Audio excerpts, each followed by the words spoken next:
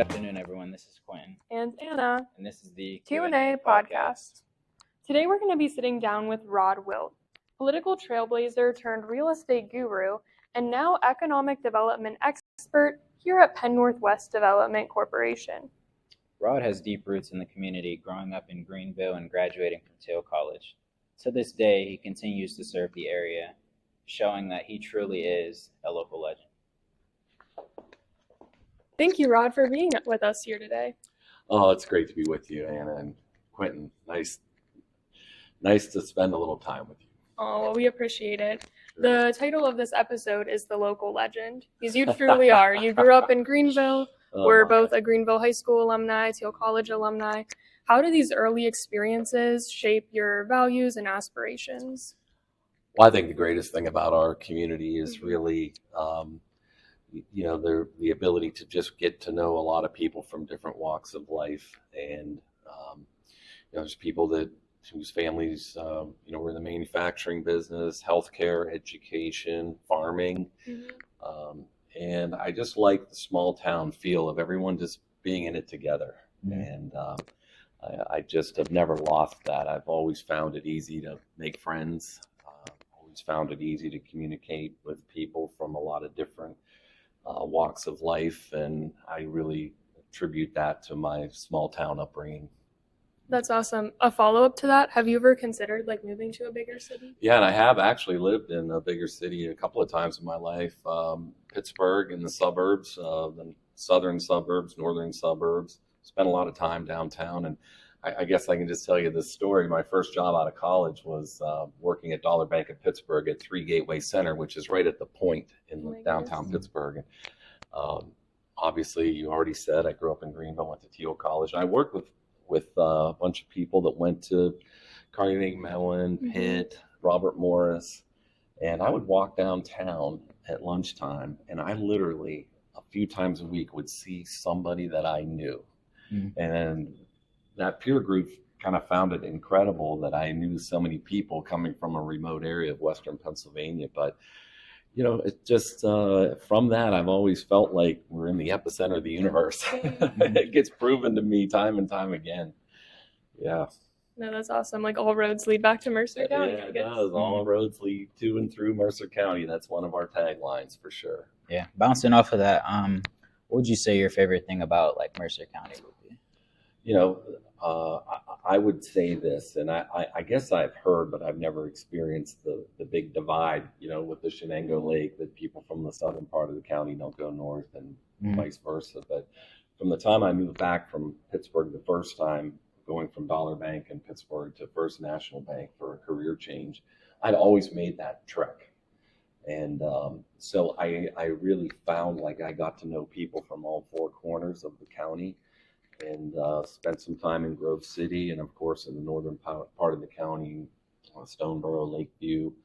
And it really gave me a good base when I decided to run for office, that even though the Shenango Valley was not in my legislative district, I felt very comfortable here. And so, many, many years later, coming back into my role at Penn-Northwest, I guess I've just always felt comfortable with the people in all areas of Mercer County, and I think it's one of the things that's made this organization successful over the last 5 years. Kind of breaking down those parochial barriers that might exist. And I just encourage people, I know a lot of people from the northern part of the county do come down to the valley for the restaurants or the golf or whatever, and I would just encourage people from the valley to do the same thing up north. I think there's a lot to be learned when we share experiences like that. Oh, absolutely.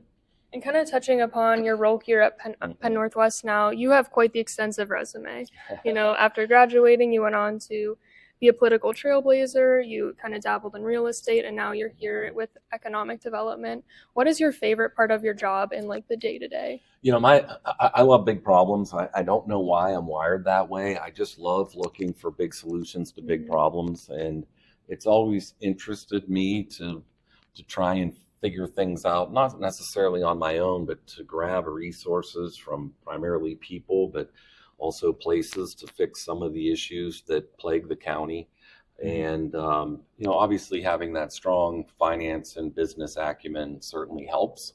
But at the end of the day, I think being able to have built so many relationships that I think being able to have built so many relationships that, um, when I call seeking advice or trying to figure something out, I'm just always amazed by people's willingness to offer their time and excuse me, their talent to help us. And so that's why you've seen Penn Northwest jump into some bigger, issues like the Sharon Regional Hospital meltdown, and then the bringing it back up and working on a big project that hopefully will come to fruition out in Mercer at Exit 15, taking on this workforce development challenge through the development of our Future Leaders Homegrown Initiative.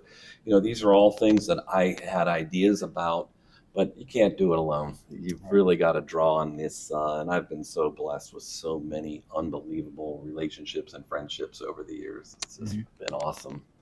It's good. No, that's amazing. You guys have a fantastic team here, so we're grateful for all you do. We do, and I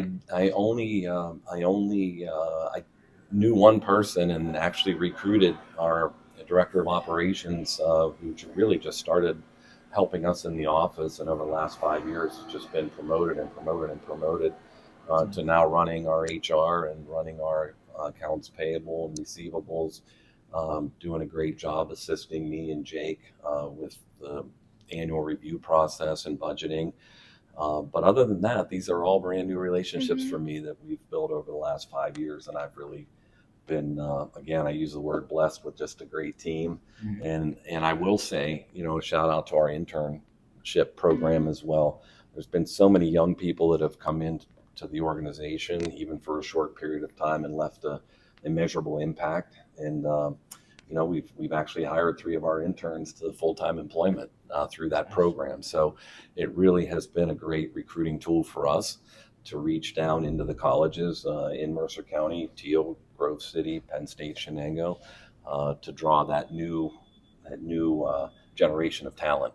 Why is supporting education so important too? Well, my mom was a college professor, and so she always valued college. It was never a question as to whether I would go to college. Thankfully, I had a little bit of left in my tank for wrestling. I wanted to try it at the next level, and I just really wasn't at that Division I, or there wasn't Division II. There was a few schools around, not like now where we have so many in Pennsylvania. So I started at John Carroll University. They were a top tier Division III non-scholarship program, and unfortunately got hurt again, which was kind of the story of my life from my sophomore year in high school through. And I came back to Teal reluctantly, enrolled in the class and took it. And I found one guy that had high aspirations to be an All-American at the Division III level and take it as far as he could. And when I saw him realize his goal, I realized that I could not only get a great education at Teal, I could also achieve some of my goals for wrestling. And so it just became a nice fit for me. But I've always had high anxiety about taking tests. And so I never considered graduate school. And so both of my parents have graduate level degrees. My mom's a PhD. My brother has his master's in athletic administration. And I let my fears hold me back in furthering my education. So I think there's a part of that still drives me to learn something every day. And getting involved in economic development 5 years ago was something I didn't know a lot about. But right before I sat down to do this interview with you, I was at a human resource training right across campus here at Linden Point, because I think it's imperative that anyone that's involved in economic development or trying to uplift people and serve the next generation and serve their community, that they be a lifelong learner. And that's one of the things I've enjoyed about being on so many boards, but particularly the board of trustees at Teal, is surrounding myself with brilliant people in different facets of life. Some are great in finance, some are great in IT, some are great in the medical community. They all bring something to the table, and you just sit there like a sponge and absorb it all.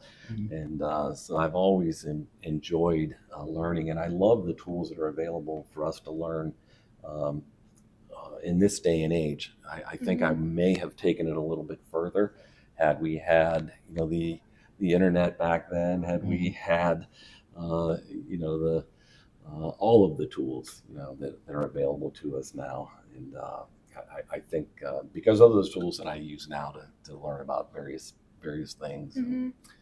So when we got into the restaurant business, I wanted to learn everything there was about that. So I became, Serve Safe certified. I have my manager's training certificate. I have my alcohol serving. Whatever I'm into, I try and take it.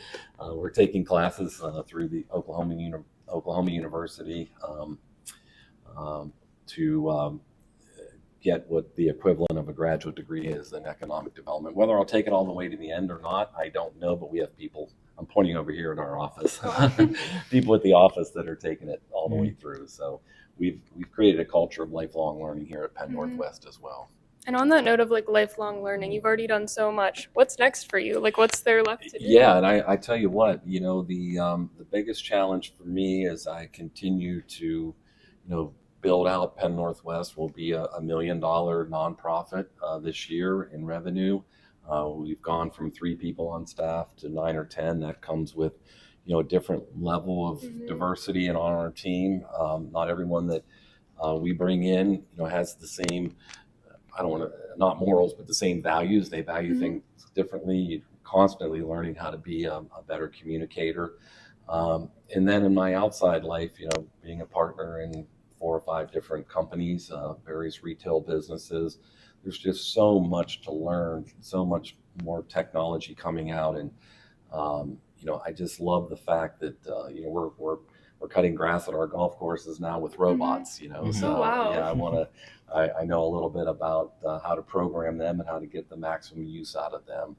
On the agronomy side, there's so much to learn with the science of growing grass. And on the restaurant side, it's, we're always looking to control costs, but improve the quality of the product we're putting out and cooking with different ingredients and, dealing with, a lot of the HR stuff. And of course, there's always real estate issues. You're constantly learning about, just how to manage real estate more efficiently. And, the costs of everything these days has skyrocketed. So you've really got to be smart about making use of technology, drawing power maybe at non-peak times, how to heat and cool buildings more efficiently, all that stuff. So the world's changing, and you just have to embrace the change. You can't fight it. You've got to embrace it. And now with AI, infiltrating our lives at every level, it's embracing those new technologies and making your life more efficient. And time management is something that I'm constantly working on. There's a lot of tools out there for that as well, and it helps you divide and conquer in each area of your life. And so I don't know, these are the things that interest me, and I hope that I never run out of things to do or things to learn about, because the world's a fascinating place right now in 2025, and you can either run into it or run away from it. And for me, I just always tell myself I'm just getting started. I just turned 61, but I'm just getting started. There's so much more to do. So I tell my wife all the time, hey, as we get older, we're not slowing down, we're speeding up. We're running out of time. We got a lot of things to do. And you can see I enjoy talking about this stuff, because it keeps me pumped up and fired up that there's so much going on. And I got to be able to relate to a broad spectrum of people if we're going to be successful in all these areas of my life. So, and kind of as like a follow-up to that, if you know or knew what you know now, what would you tell like your 19, 20-year-old college self? Yeah, and I get caught up in this a lot, is getting hung up in my phone. There's so much information, from entertainment to work to whatever.